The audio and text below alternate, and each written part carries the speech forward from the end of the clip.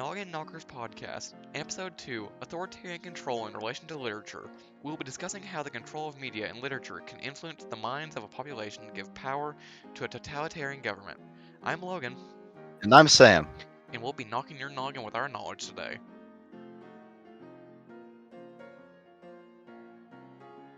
So, Logan, today's topic is over how the government in Fahrenheit 451 is easily able to control the populace by the ban on books.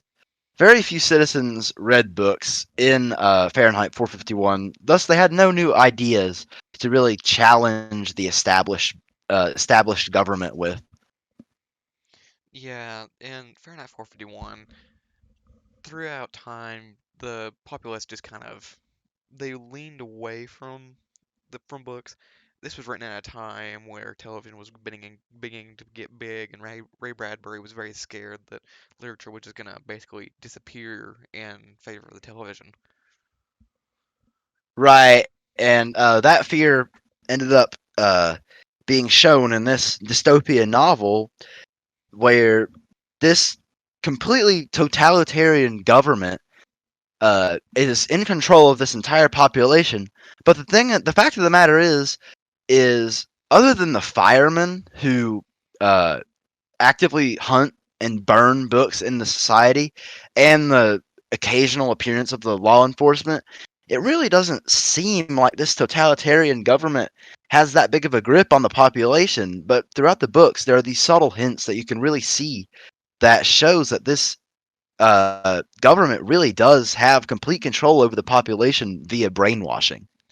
Yeah, one one example that really stuck out to me in the book is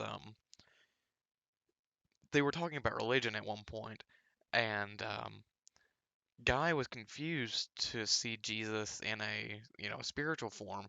He mentioned that he was used to seeing him basically as this figure saying that all good Christians will buy X product. And, they're not just controlling the minds of people, they're controlling their faiths, they're controlling their ideals, they're controlling everything. Right.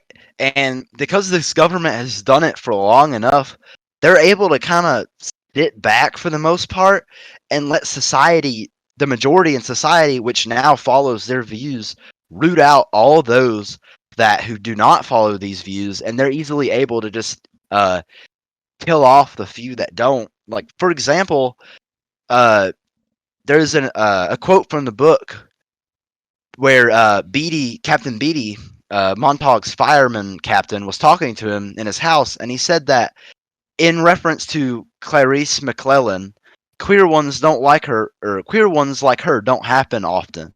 We know how to nip most of them in the bud early. You can't build a house without nails and wood. If you don't want a house built, hide the nails and wood. If you don't want a man unhappy politically, don't give him two sides to a question to worry him. Give him one. Better yet, give him none.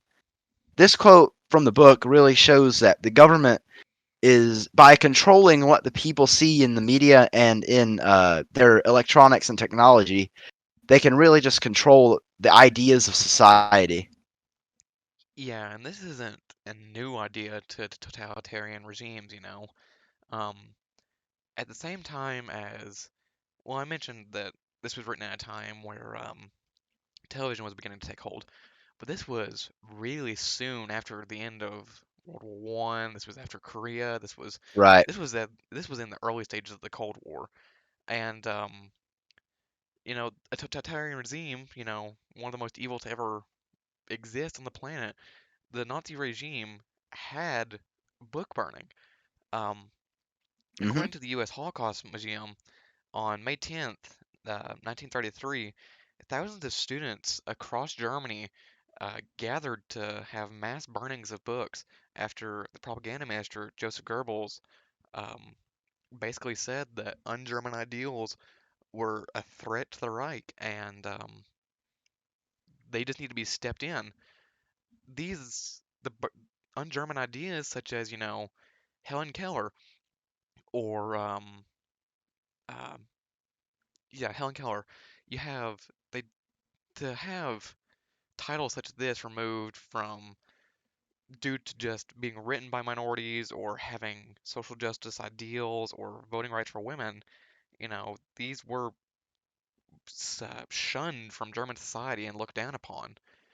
Um, any ideas that just countered the ideals of the Nazi regime were just snuffed out, and in large part, the students burning these kind of became they are essentially their own firemen. They're both Hmm. controlling their information, but they're also being the ones to enforce this, as they're snuffing out these un-German ideals and these threats to the Reich, just as can be seen in Fahrenheit 451. Right, and just how, and there are so many other examples of this in society, and Ray Bradbury just uses these past examples, such as the example of Nazi Germany and the book burnings, to influence Fahrenheit 451. And that's probably where Ray Bradbury even got the idea of burning books and firemen from for Fahrenheit 451. Is probably she got it from, or he got it from the Nazis. And this idea that society can be controlled by itself, basically, was an idea probably uh, uh, seen from Nazi Germany that Bradbury used in his book to show that literature, or to show why literature is so important in society, and why the lack of literature in society can really allow a totalitarian government to take complete and total control of a society. Yeah, another example that can be seen just as in the books, as in real life, um, you know, there are in North Korea, there are defectors that have gone to South Korea, and and I'm going to cite the Verge here. Um, these defectors are essentially trying to get non-regime controlled ideas into the country. And to just quote The Verge, in January, North Korea defector Park Sang-kak said that he would use balloons to deliver subtitled copies of the interview on DVD and USB sticks to his former country as part of an effort to dispel the idealization of leader Kim.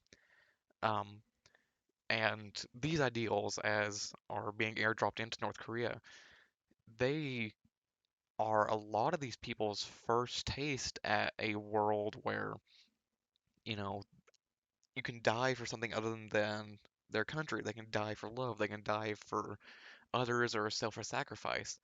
Right. And if a defector were to be caught doing this, they'd be executed.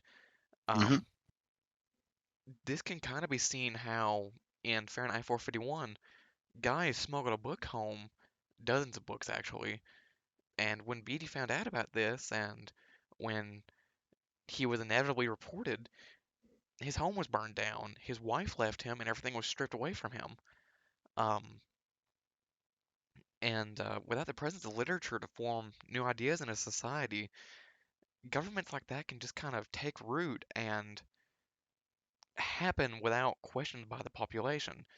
Um, Millie, when Guy tried to get her to read with him, she basically broke down crying out of fear of the ideas contained within the books and breaking the rules of the government to not read. So, fear and control of information certainly has a very strong effect in the control of authoritarian regime.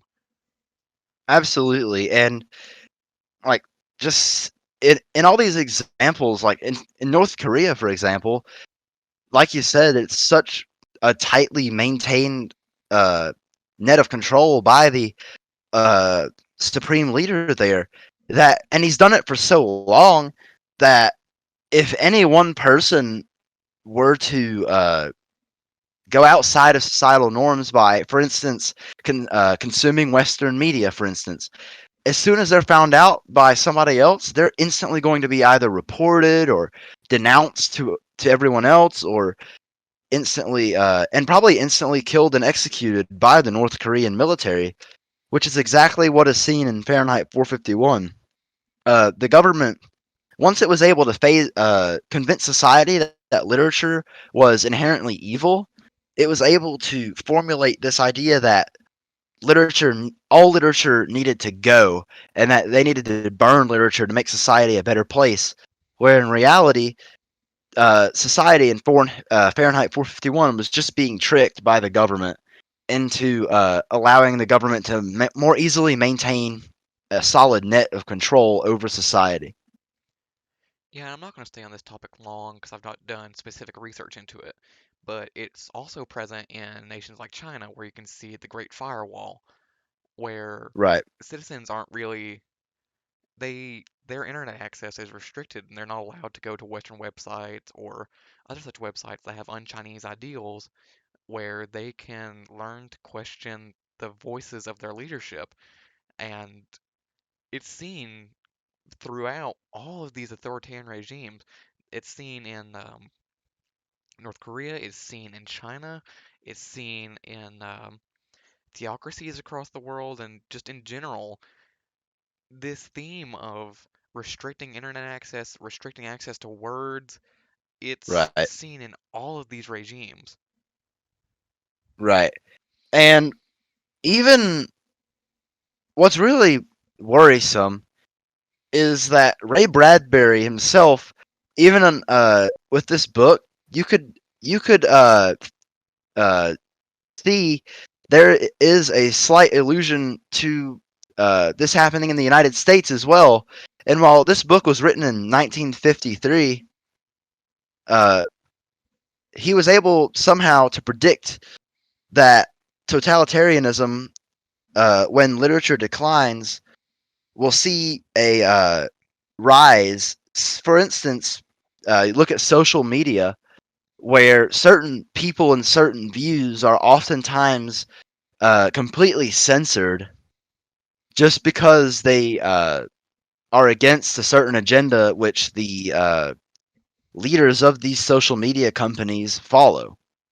Yeah, and again, I'm not going to stay on this topic too long because I don't have very much in-depth research, but Right, I have read and seen news articles from numerous sources about how just a few days ago, YouTube announced a new policy where they would begin banning channels that have anti-vaccine rhetoric in the COVID-19 pandemic. right, Well, back in March 2020, if you were to have, under these policies, if you were to have said that you should wear a mask despite um, being asymptomatic, that would be going against the government guidelines. And now, almost over a year down the line, you can see that masking is very heavily pushed, even if you are asymptomatic. So you can see that the science changes and the just beliefs change.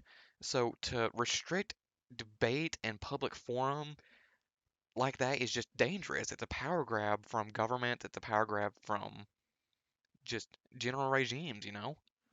right. And